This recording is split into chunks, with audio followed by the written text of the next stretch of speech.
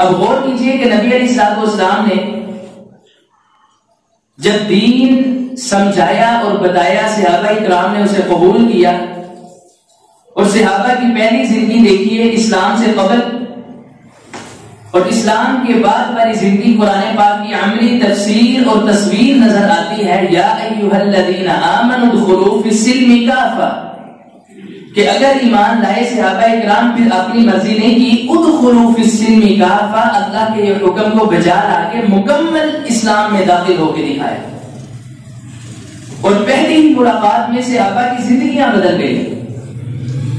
صحیح البخاری کے اندر واقعہ ہے، مشہور ہے، ثمامہ بن اثال کو کون نہیں جانتا؟ یمن میں رہنے والے سرداروں کے اندر ان کا شمار ہے۔ صحابہ کرام نے ایک مرتبہ رات کو ان کو پکڑ کے گرفتار کر کے مسجد نبوی کے ستونوں میں سے ایک ستون کے ساتھ باندھ دیا۔ فجر کے وقت محبوب نماز پڑھنے آئے، نماز پڑھائی، پھرے اس شخص کو دیکھا تو فرمایا صحابہ جانتے ہو یہ کون ہے؟ نہیں یا رسول اللہ صلی اللہ علیہ وسلم۔ فرمایا کہ یہ ثمامہ بن اساد ہے، یہ یمن کا رہنے والا ہے، اور اسی نے مسیلمہ کذاب کے ساتھ مل کر میرے کتنے اصحاب کو قتل کیا، شہید کیا، اور اسی کے یمن میں سے مکہ کے اندر غلہ بھی آتا ہے، اناج بھی آتا ہے، تجارت ہوتی ہے۔ آپ قریب گئے، فرمایا سب سے پہلے اگر ثمامہ بن اسال کا کھانا آئے گا اور دودھ آئے گا تو وہ محمد رسول اللہ کے گھر سے آئے گا صلی اللہ علیہ وسلم۔ ایک اتنی خوبصورت تعلیم کہ ہم تو اپنے رشتہ داروں کو نہیں پوچھتے، دوست احباب سگے بھائی کو نہیں پوچھتے، نبی پاک کا وہ شخص کے آمنا سامنا ہوا کہ حدیث میں ہے جس سے پوچھا گیا وہ الفاظ بھی ہم اپنی زبان میں لانا پسند نہیں کرتے، کہا تمہارا میرے بارے کیا خیال ہے؟ یہی ثمامہ بن اساد نعوذ باللہ کہنے لگا کہ آپ سے برا چہرہ کائنات میں کسی کا نہیں نعوذ باللہ۔ نبی پاک نے پھر بھی مسکرا کے اسے کھانا بھی پیش کیا اور دودھ بھی پیش کیا۔ دوسرا دن ہوا یہی سوال یہی جواب، تیسرا دن ہوا یہی سوال اور یہی جواب آیا۔ صحابہ کہنے لگے یا رسول اللہ آپ حکم کیجئے اس کی گردن اڑا دیں۔ آپ نے فرمایا نہیں، اسے آزاد کر دیا جائے۔ رسیاں کھولی، آزاد کیا گیا۔ وہ ثمامہ بن اساد بخاری میں ہے، چند قدم دور جا کے غسل کیا، دوبارہ آئے، آپ نے فرمایا تو اب کیا لینے آیا؟ میں نے تو تجھے آزاد کر دیا ہے۔ کہنے لگا محبوب اب اپنا کلمہ پڑھائیے، اسلام قبول کروائیے اور اپنا صحابی بنا دیجیے۔ کلمہ پڑھا، مسلمان ہوا، اور کہنے لگا اب آپ سے زیادہ خوبصورت چہرہ رب کعبہ کی قسم مجھے کسی کا لگتا ہی نہیں ہے۔ محبوب میں تو عمرہ کرنے کی غرض سے آیا تھا، آپ کے صحابہ نے گرفتار کر لیا تھا، اگر اجازت ہو تو عمرہ کراؤں؟ آپ نے فرمایا بالکل اجازت ہے۔ عمرہ کرنے گئی، کافرین مشرکین مکہ نے دیکھا تو کہنے لگے کہ اس کے طور طریقے اور اس کا انداز کچھ عجیب سا نظر آتا ہے۔ آئے اس کے پاس، کہنے لگے کیا وہ کاہن اور نعوذ باللہ نجومی کا جادو تیرے پر نہیں چل گیا؟ تو نے بھی تو کہیں اس کا کلمہ نہیں پڑھ لیا؟ ثمامہ بن اسال فرمانے لگے اللہ کی عزت کی قسم زندگی کیسے گزاری جاتی ہے مجھے پتہ ہی اب چلا ہے، اور آج کے بعد تمہارا غلہ جو یمن سے آتا ہے دوبارہ نہیں آئے گا جب تک کہ محبوب پیغمبر مجھے اجازت نہ دے۔ زندگی کے اندر انقلاب آیا، نبی پاک کی صرف ذات کا ایک مرتبہ دیدار کیا اور ایسی زندگی بدلی۔ پہلی زندگی کا مطالعہ کیجئے اور اب زندگی دیکھیے، ادخلوا فی السلم کافہ، مکمل اسلام میں داخل ہوئے۔ ہند رضی اللہ تعالیٰ عنہ کو کون نہیں جانتا؟ اس نے غزوہ احد کے اندر آپ کے چچا اور آپ کے رضائی بھائی سیدنا حمزہ رضی اللہ تعالیٰ عنہ کو شہید کروایا، اور لاش کا مسح کیا گیا، ناک کان ہاتھ وغیرہ ہون سب کچھ کاٹ دیا گیا، اور آپ اتنے غمزدہ ہوئے، فرمایا سید الشہداء یوم القیامت حمزہ بن عبد المطلب رضی اللہ تعالی عنہ، فرمایا لوگوں سنو آج تک بڑے شہید ہوئے اور قیامت تک ہوتے رہیں گے، لیکن قیامت والے دن شہداء کا سردار اگر کوئی ہوگا تو وہ میرا چاچا حمزہ ہوگا، اور اگر مجھے ڈر نہ ہو اپنی پھوپھی صفیہ رضی اللہ تعالی عنہا کا، ان کی بہن کا، تو میرا جی چاہتا ہے کہ میں حمزہ کی جو ٹکڑے کیے گئے ہیں، جسم کا مسلح کیا گیا لاش مبارک کا، میرا جی چاہتا میں پہاڑوں پر رکھ کے پرندوں کو کھلا دوں. قیامت والے دن اللہ رب العزت پرندوں کو آواز دے کے حمزہ کو اکٹھا کر کے اپنے سامنے کھڑا کرے اور جنت کے اندر داخل فرمائے. یہ ہندا اتنا ظلم کرنے والی اسلام سے پہلی زندگی. پوچھا گیا، سوال کیا گیا، جواب دے دیا کہ آپ سے بدترین نعوذ باللہ شخص بھی کوئی نہیں اور چہرہ بھی کوئی نہیں. لیکن جب کلمہ پڑھا، معافیہ مانگی اور کہہ دیا محبوب اللہ کی قسم مجھے کائنات میں سب سے زیادہ اگر کسی ہستی سے محبت ہے تو وہ آپ ہیں. بدل کے رکھ دیا. اگر آپ مطالعہ کریں، جب بھی اسلام آیا جس بھی صحابی کی زندگی میں اس کی زندگی کو بدل کے انقلاب کے ساتھ بھر دیا. لیکن آج میرے بھائیوں غور کرنا ہے آپ نے ہماری کیفیت کیا ہے کہ ہم پیدا بھی مسلمانوں کے گھر میں ہوئے، ہماری 5 7 8 پشتے بھی مسلمان ہیں، ہم اپنے آپ کو نبی پاک کی امت کا ایک فرد بھی کہلاتے ہیں، آپ سے پیار کے دعوے بھی کرتے ہیں. لیکن کیا ہماری بھی زندگی میں انقلاب آیا ہے؟ ہم نے بھی نبی پاک کی ذات کو اسوہ حسنہ کے طور پہ اپنی زندگی میں اپنایا ہے؟ ہمیں تو کہا جائے تو ہمارا جواب آگے سے ہوتا ہے بس یہ کیا کیا جائے، معاشرے کے ساتھ چلنا پڑتا ہے، معاشرے کے ساتھ ساتھ چلنا پڑتا ہے. اگر شادی کا وقت آ جائے تو پھر کہا جاتا ہے جی لڑکی والے نہیں مانتے. ان سے پوچھا جائے لڑکے والے نہیں مانتے، میری ماں نہیں مانتی، دوست احباب برادری نہیں مانتی. ایک ہی تو دن ہوتا ہے، انجوائے کرنے دیں. ہم نے ایک ہی دن کے اندر نبی پاک کی سنتوں کو اور اس اسلام کی دجیاں اڑا کے رکھ دی. اس اسلام کے متعلق نبی پاک کی حدیث ہے، آپ کے اور میرے پیر و مرشد جناب محمد رسول اللہ صلی اللہ علیہ وآلہ وسلم نے فرمایا ترکتکم علی ملت بیضاء، میں تمہارے اندر ایک ایسا دین اور ایسی ملت چھوڑ کے جا رہا ہوں کہ جس کی راتیں اس کے دن کی طرح دن سے بھی زیادہ سفید ہیں. فرمایا جس شخص نے اس دین پر عمل کیا وہ کامیاب ہو گیا، اور جس نے عمل نہ کیا وہ سن لے کان کھول کے اللہ اس کی دنیا اور آخرت برباد کر کے رکھ دے گا. آج صرف ایک میں نے پہلو جو ہماری زندگی کا ہے اس کی طرف آپ کو توجہ دلوانی ہے، وہ ہے شادی، جس کے متعلق نبی پاک نے فرمایا نصف ایمان شادی ہے. جس کے متعلق آپ نے حکم دیا یا معاشر الشباب، اے نوجوانوں کی جماعت، انکحوا، شادیاں کرو. وہ شادی تھی جس کے متعلق اللہ کی اتنی بڑی نعمت کہ اللہ پاک نے ہمیں اپنے رشتوں کو پہچاننے کی ہمت دی. اسی شادی کے ذریعے ہم نے اپنے والد کو بھی پہچانا، اسی شادی اور نکاح کے ذریعے ہم نے اپنی ماں کو بھی پہچانا، اسی شادی کے ذریعے اپنی بیٹی اور بیٹے کا بھی پتہ چلا. اور اللہ نے ہمیں جانوروں کی طرح زندگی نہیں بلکہ ایک باشعور انسان بنا کے، مسلم بنا کے، مومن بنا کے زندگی گزارنے کی توفیق دی. اسی شادی کے جب بات آئی رشتے کی تو بس اب آپ نے دیکھنا ہے کہ ہماری برادری کیا کہتی ہے، ہمارا کلچر کیا کہتا ہے. ایک ہی دن میں کر لیا جائے تو کچھ نہیں ہوتا. اسی شادی میں جس کو نصف ایمان کہا گیا، سب سے زیادہ اسلام کا مذاق اسی پہ کیا گیا. اگر رشتے کی باری آئے، رشتہ تلاش کرنے کی باری آئی ہے جی ہمارے لیے کوئی رشتہ ڈھونڈ دیں، کسی کو کہہ دیا دوست احباب کو، قاری صاحب کو، حافظ صاحب کو، تو رشتہ کیسا ہونا چاہیے؟ کبھی کسی نے سوال نہیں کیا اور کبھی یہ مطالبہ نہیں کیا کہ رشتہ ہو، نمازی ہو، دیندار ہو، 5 وقت کا نمازی بس چاہیے. نہیں، اگر کہا گیا تو کیا کہا گیا جی بس کاروبار بھی اپنا ہوئے، حلال کمانا ہے کہ حرام ہے سانو نہیں پتا. اس کے بعد اپنی گاڑی بھی ہونی چاہیے، اپنا گھر بھی ہونا چاہیے، بس جی ایسا ہمیں چاہیے.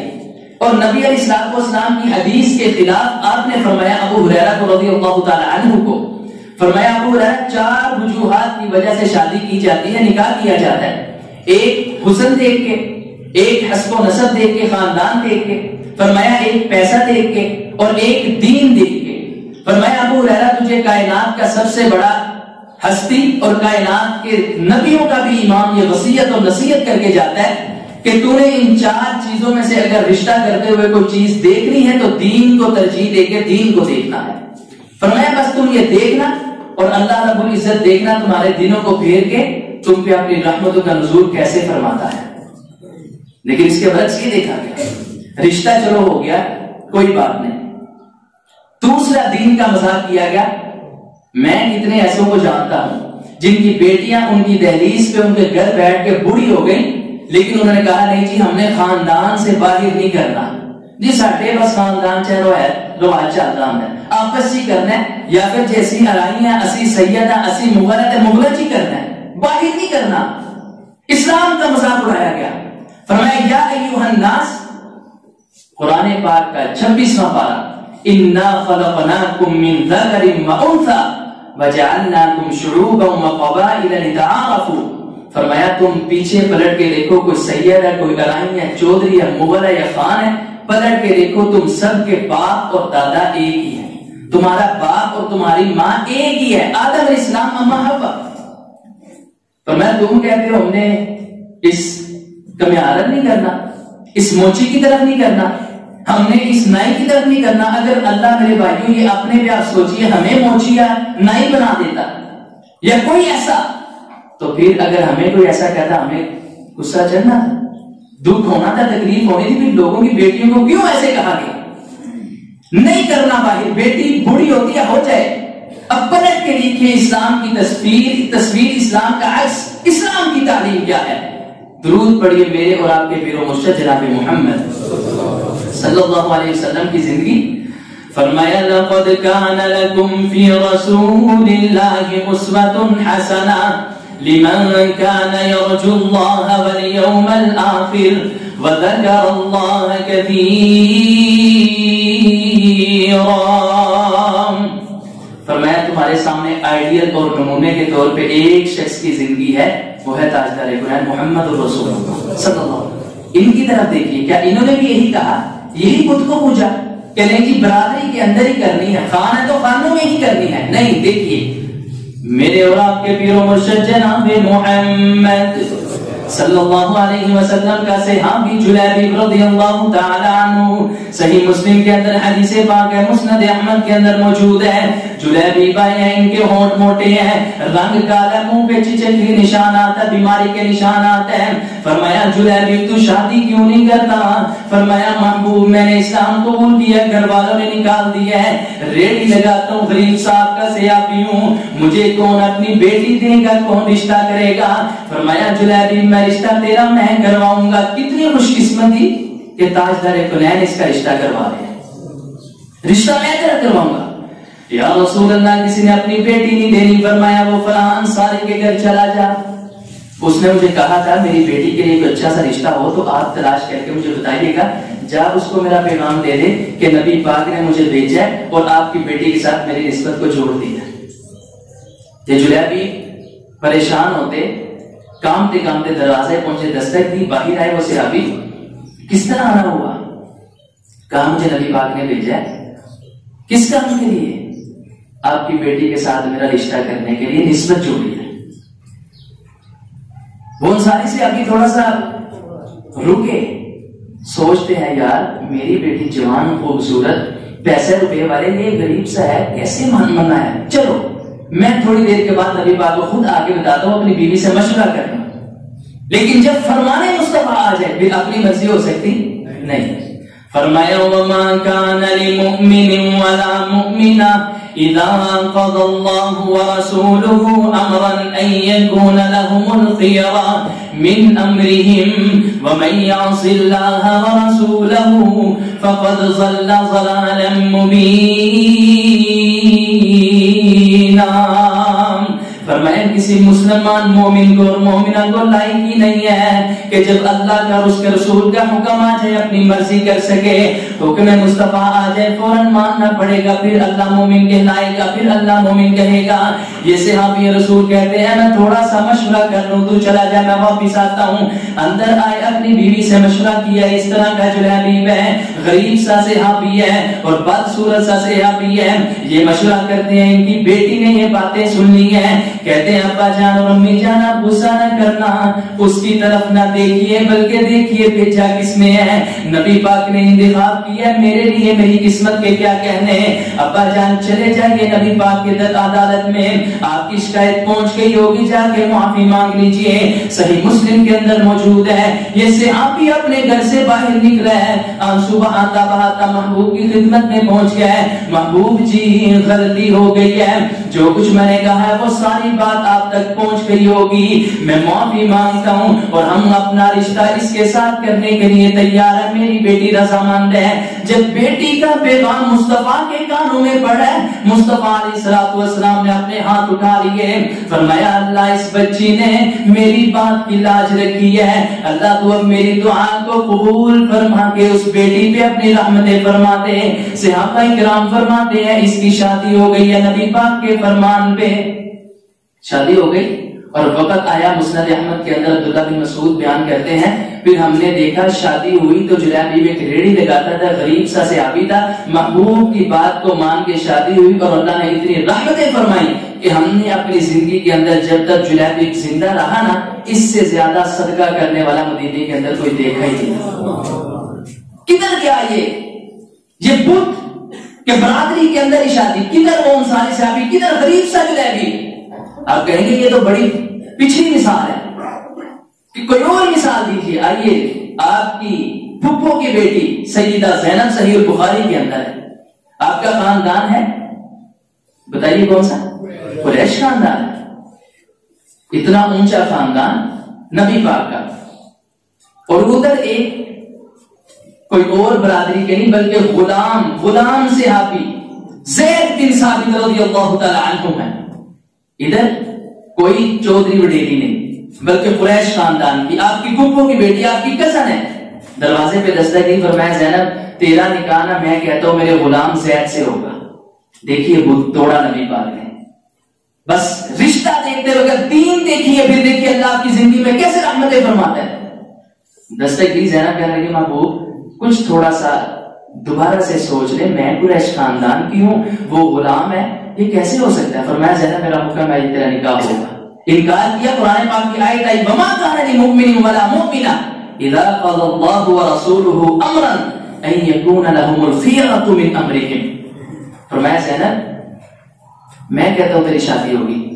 جب مانا زینب رضی اللہ تعالی عنہا نے، نکاح ہوا تو اس زید غلام سے آپ کا قرآن آپ کھولیے، کسی سے آپ رسول کا قرآن پاک کے اندر نام اللہ نے نہیں دیا، لیکن وہ صحابی زید کا نکاح ہوا نبی پاک کی بات مان کے، اللہ نے اس کا نام 22ویں پارے میں قیامت تک کے لیے محفوظ فرما دیا۔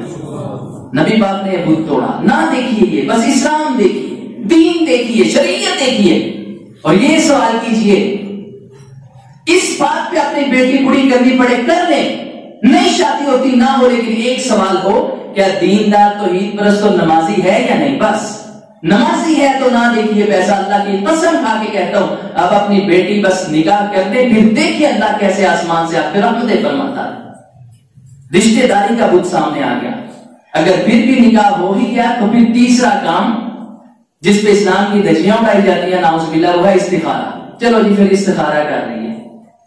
نبی پاک نے استخارے کی تلقین ایسے صحابہ کو کی جیسے کوئی سورت سکھاتے ہیں، قرآن حدیث کے اندر ہے، ایسے استخارہ سکھایا۔ فرمایا ہر معاملے کے اندر چھوٹا ہو یا بڑا اللہ سے استخارہ، مطلب اللہ سے مشورہ کر دیا جائے، استخارے کا مطلب ہی مشورہ ہے۔ اب استخارے کی باری آئی، شیطان نے پھر ذہن میں اور دلوں میں ڈال دیا نہیں تیرے کو نہیں ہونا، تیرے کو ہوگا کام پاس کا کام نہیں، مولوی کو کرا، آن لائن استخارے ہو رہے ہیں، آن لائن کروا استخارہ۔ میرے بھائیوں یہ بہت آپ کہیں گے اتنا سخت فتویٰ علماء کا ہے، میرا نہیں، علماء کہتے ہیں کسی اور سے استخارہ کروانا، عبد الرحمن عابد حفظہ اللہ جماعت الدعوہ کے ان کے فتاوے کے اندر ہے، کسی اور سے فتویٰ، کسی اور سے استخارہ کروانا یہ بھی بدعت ہے۔ اب آپ بتائیں صحابہ کرام کے دور میں سب سے بڑی ہستی کون ہے؟ نبی علیہ السلام۔ کسی صحابی نے ثابت کرے کہ نبی پاک سے استخارہ کروایا، خود استخارہ کیا، استخارہ خود کیجئے۔ آن لائن استخارہ بازی، آن لائن کال چل رہی ہے، اس نے آنکھیں بند کر کے بیٹی کا نام پوچھا، بیٹے کا پوچھا، نے کہا نہیں جیتے جی ہم صحیح دیجیے نہ کرنا، بس آنکھیں بند کر کے 1 منٹ میں بتا دیا۔ اور نبی پاک نے تو 2 نفل بتائے تھے، وہ دعا پوری بتائی نبی اللہم انی، ساری دعا بتا کے، تو اس نے کیا کیا؟ نہیں جی بس آن لائن کروا دو۔ شیطان نے ادھر بھی سے پکڑ لیا، اور پھر ستارے میچ دینے کے لیے ابھی دیکھنا ہے۔ حدیث ہے نبی پاک کی، نبی پاک ایک جنگ کے مقام پہ ہے، ایک غزوے کے اندر ہے، فجر کی نماز پڑھائی، فرمایا میرے پاس جبریل آیا، اس نے بتایا تھا کہ کچھ لوگ رات کو کافر ہو گئے اور کچھ مسلمان تھے۔ یا رسول اللہ کس طرح کافر؟ فرمایا رات بارش ہوئی ہے، کچھ لوگوں نے کہا ہے کہ بارش فلاں ستارے کے نکلنے سے ہوئی ہے، اللہ فرماتے ہیں وہ کافر ہو گئے، اور جن کا عقیدہ تھا کہ بارش بھی برسانے والا کون ہے؟ اللہ. فرمایا وہ مسلمان اور مومن ہے. ہم نے کیا کہا نہیں جی ستارہ نہیں ملتا، ستارہ ایسا ہے، یاد رکھیے. فرمایا من اتا عرافا او کاہنا فصدقه بما يقول فقد كفر بما انزل على محمد صلی اللہ علیہ وسلم. فرمایا جو کاہن نجومی کے پاس گیا، اس نے آنکھیں بند کر کے کہہ دیا نہیں تیری شادی تے صحیح نہیں ہوں، بڑیاں تکلیفات ٹینشن آ رہی ہیں نہ کر. اس نے اس کی بات کی تصدیق کی، کان کھول کے نبی پاک کا فرمان سننے. فرمایا اس نے جو کچھ مجھ پہ نازل کیا اس کا کفر اور انکار کر دیا ہے. اتنا سنگین جرم. استخارے سے آگے بات آئی منگنی کی، نکاح کی. قرآن پاک کے اندر ہے من خطبۃ النکاح، نکاح کا پیغام بھیجنا جائز ہے. دوسرے پارے کے اندر صحابہ کرام نے خود بھیجا ہے. ابو طلحہ انصاری رضی اللہ تعالی عنہ نے خود بھیجا ام سلیم انس بن مالک کی والدہ کو. جب ان کا شوہر شہید ہوا، فوت ہوا، نکاح کا پیغام بھیجا، نکاح کرنا چاہتا ہوں، کیا کر سکتی ہیں؟ ام سلیم نے اتنی خوبصورت شرط لگائی، حیران ہو جائیں گے آپ سن کے. یہ نہیں کہا 10,000 دے، 20,000 درہم لے آ، ایک کوئی گھوڑا لے دے، کوئی گھر لے دے. نہیں، فرماتی ہیں تو کافر ہے، میں مسلمان نبی پاک کی صحابی ہوں، تو صحابی بن جا، مسلمان ہو جا، ام سلیم تیرے سے نکاح کرنے کے لیے تیار ہے. وہ مسلمان ہوئے، نکاح ہو گیا. نکاح کا پیغام بھیجنا جائز ہے. لیکن ہمارے معاشرے کے اندر اللہ کے رسول کو جن کو کہا آئیڈیل اور نمونے کے طور پہ ان کی زندگی آپ کے لیے ہے، انہوں نے کیا کہا؟ نکاح کا پیغام بھیجو. مغیرہ بن شعبہ آپ کے پاس آئے، سنن ابن ماجہ کتاب النکاح کے اندر یہ حدیث پاک ہے. مغیرہ نکاح ہو گیا، منگنی ہو گئی، جی محبوب. فرمایا اس بچی کو دیکھا تو نے جس سے تیری شادی ہونی ہے؟ نہیں یا رسول اللہ، نہیں دیکھا. فرمایا دیکھ لے جا کے ایک نظر. میں تجھے کہتا ہوں بعد میں نچاکی اور پھر طلاق تک نوبت پہنچے، اس سے پہلے تو جا کے خود ایک نظر دیکھ لے. مغیرہ بن شعبہ اٹھے، دروازے پہ دستک دی، پہنچے انصاری صحابی کے گھر. تو میں جی آپ کی بچی کو دیکھنے آیا ہوں نبی پاک کے فرمان کے مطابق. جب انکار ہونے لگا، حدیث میں ہے بچی بول کے کہتی ہے مغیرہ بن شعبہ سن لے، اگر تو تجھے اللہ کے رسول نے نہیں بھیجا تو میں اللہ کا واسطہ دے کے تجھے کہتی ہوں ہمارے گھر سے اٹھ کے چلا جا. ہماری عزت نہیں مانتی، ہماری غیرت نہیں مانتی. اگر اللہ کے رسول نے تجھے بھیجا نا، ایسے ایمان افروز کلمات آج بھی حدیث کے اندر ہے. فرماتی ہے اگر تجھے اللہ کے رسول نے بھیجا ہے تو پھر یہ میری ماں اور باپ کیا چیز ہے؟ یہ مانے یا نہ مانے، میں نبی پاک کے فرمان پہ عمل کرتی ہوں، مانتی ہوں. اگر تجھے اللہ کے رسول نے بھیجا، ہماری غیرت نہیں مانتی، لیکن پھر بھی میں محبوب کے فرمان پہ اپنے چہرے سے پردہ ہٹاتی ہوں، کیونکہ ہم نے اپنی غیرت بھی محمد کے فرمان پہ قربان کر دی ہے صلی اللہ علیہ وسلم. یہ تھا لقد کان لکم فی رسول اللہ اسوۃ حسنہ. کہا گیا ایک نظر دکھا دو. نہیں جی نہیں، آپ جی ہے کی گل پہ بچی دیکھے گا ساڑی، ادھر نہیں دکھائی، محبوب کے فرمان کی مخالفت. اور پھر اگر نکاح منگنی ہو گئی تو اس کی منگنی پہ ایک ہی جھولے میں، ایک ہی کرسی پہ، ایک ہی صوفے پہ بٹھا کے اس کی نمائش کی گئی بیٹی کی. ادھر تو صرف اس کے شوہر کو نہیں دکھائی گئی، ادھر پورے خاندان کو دکھائی گئی، اس کے بھائی کے دوستوں کو دکھائی گئی. مووی میکر نے دیکھی اور اپنے کیمرے کے اندر اس کی مووی ریکارڈ کر کے گھر میں لے کے گیا. پوری دنیا نے دیکھی اس کی ویڈیو، لیکن نہیں دیکھنے دیا محبوب کے فرمان پہ، غیرت نہیں مانتی. جب آپ نے منع کیا، فرمایا ایک عورت کو کوئی نہ دیکھے. فرمایا علی تجھے میں نصیحت اور وصیت کرتا ہوں، اگر تیری غیر محرم پہ نظر پڑ جائے تو نظر اپنی نیچی کر دے. اگر دوبارہ اس کی طرف دیکھے گا تو یہ تیری آنکھوں کا زنا کے شمار کیا جائے گا. نبی پاک کے فرمان کی مخالفت. آگے چلیے، جو شادی منگنی ہوگی، شادی کی ڈیٹ قریب آئی. کہا گیا جی اسلامی سال کا آغاز محرم سے ہوتا ہے. ان عدت الشہور عند اللہ 12 شہرا فی کتاب اللہ. 12 مہینے اللہ نے جب سے کائنات کو بنایا تب سے رکھے. تو اسی شادی کا آغاز محرم سے نہ کر لیا جائے. محرم کے اندر آپ کی بیٹیوں کی شادی ہوئی، محرم کے اندر نبی پاک نے خود اپنا نکاح کیا سیدہ صفیہ سے. محرم شکار دی یہ گل اہم ہی نہیں کرنا جن کا سیدنا حسین کی شہادت ہوئی ہے. کوئی دن غم نہیں، ہم کیوں نہیں ہے؟ ہم کہتے ہیں اللہ آپ دعا کریں کہ جنہوں نے سیدنا حسین کو شہید کیا اللہ ان کی قبروں کو آگ سے بھرے. ہمیں بڑا دکھ اور غم ہے، آپ کے نواسے کو شہید کیا گیا. لیکن اگر ایسے کیا جائے تو کوئی بھی مہینہ دکھائیے جس کے اندر شہادتیں نہ ہوئی ہوں. آپ نے فرمایا 3 دن سے زیادہ غم کرنا جائز نہیں ہے، سوائے اس عورت کے جس کا شوہر فوت ہوا ہے وہ 4 ماہ اور 10 دن اپنی عدت گزارے.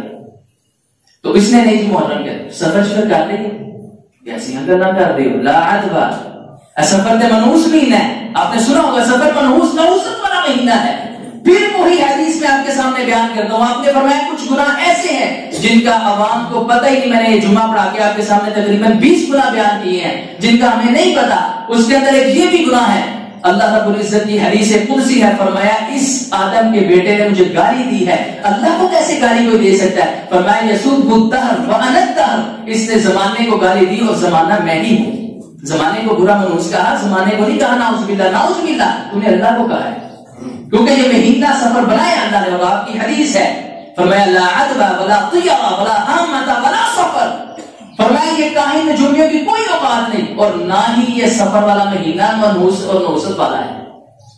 پھر بھی اس امت محمدیہ کے فرد نے, میں عاشق رسول ہوں, پھر بھی کہا جی نہیں یہ منحوس مہینہ ہے, سفر کو گالی دی. اللہ ہمیں گناہوں سے محفوظ فرمائے. جس کو نصف ایمان کہا شادی, فرمایا تیرا آدھا ایمان مکمل ہو گیا. ہم نے اس پہ ہی اسلام کو نعوذ باللہ بدنام کر کے رکھ دیا.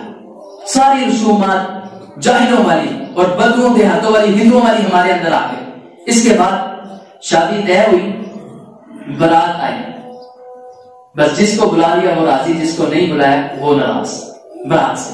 میرے بھائیوں, نبی علیہ الصلوۃ والسلام کے زمانے کے اندر دکھائیے تو صحیح, میں آپ کو شادی دکھاتا ہوں ایک ایسی ہستی کی, ایک ایسی عورت کی جس کے متعلق فرمایا سیدۃ النساء اہل الجنہ, عورتوں کی سردار ہے جنت کے اندر. وہ کون تھی؟ جس کو پتا وہ بولے کون تھی؟ فاطمہ رضی اللہ تعالی عنہا. ان کی شادی ہے. سیدنا علی آئے, فرمایا علی فاطمہ کے بارے بات کرنا چاہتا ہے. جی محبوب پیغمبر. فرمایا تیرے پاس کوئی چیز پیسے ہیں دینے کے لیے؟ نہیں یا رسول اللہ. فرمایا وہ میں نے تجھے ایک زرہ دی تھی پہننے کے لیے جنگ کے اندر, وہ کدھر ہے؟ آقا میرے پاس ہے. فرمایا اس کو بیچ کے 4 درہم کی وہ بکی. نبی پاک کے پاس 4 درہم لائے. نبی علیہ الصلوۃ والسلام نے اپنے گھر کے اندر چند ایک افراد کو اکٹھا کر کے نکاح پڑھایا اور ان کے ساتھ سیدہ فاطمہ کو رخصت کر دیا.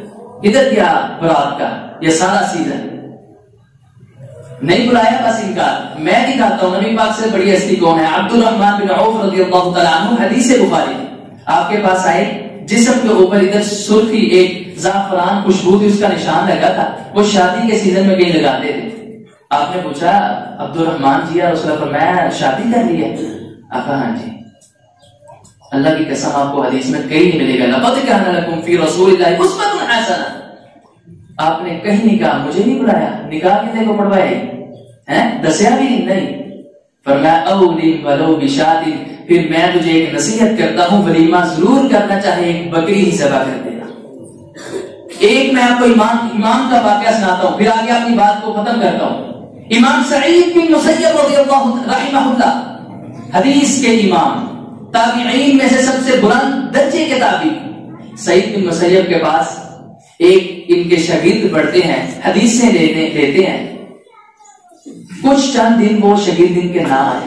سعید بن مسیب نے ایک دن جب وہ آئے کچھ چند دنوں کے بعد, چھٹی کے بعد, غیر حاضری کے بعد پوچھنے لگے بیٹا تو اتنے دن آیا کیوں نہیں؟ کہنے لگا حضرت استاد محترم میری بیوی فوت ہو گئی تھی, میں اس مشکلات میں نہیں آ سکا, بس پریشانی تھی.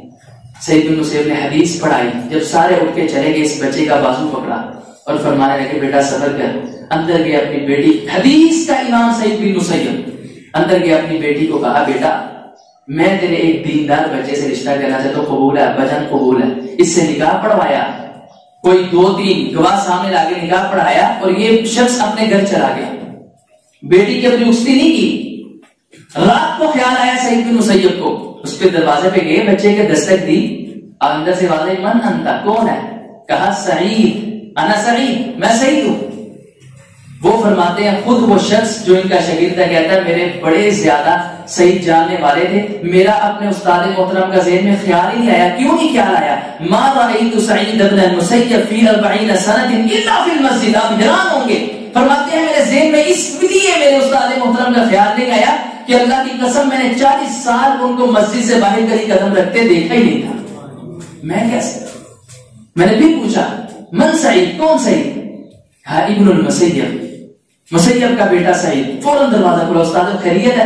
فرمایا میں بیٹھا ہوا تھا حدیث پڑھ رہا تھا, پھر اچانک خیال آیا تیری رات کیسے گزرے گی, یہ لے میں اپنی بیٹی تیرے رخصت کر کے تیرے گھر چھوڑنے آیا ہوں, یہ اب تیرے ذمہ ہے. ادھر کیا یہ برات کا سارا, اتنے پیسوں کا ضیاع کر کے لوگ برات کرتے ہیں, نبی پاک کی حدیثوں کی مخالفت. اللہ ان سب گناہوں سے, ان سب رسم و رواج سے ہمیں محفوظ فرمائے. پھر آ گیا جی کلمے پڑھاؤ, ایک بھی حدیث دکھائیے, کوئی صحیح روایت, ایک حدیث اللہ کی قسم جب ہم نکاح پڑھائیں گے ہم بھی کلمے پڑھائیں گے، کیا یہ مسلمان نہیں ہے؟ نہیں جی وہ یہ کوئی نہ کوئی کام کلمے پڑھواؤ. کلمے کس نے پڑھوائے؟ پھر بات آئی سائن کروانے کی، دستخط کروانے کی.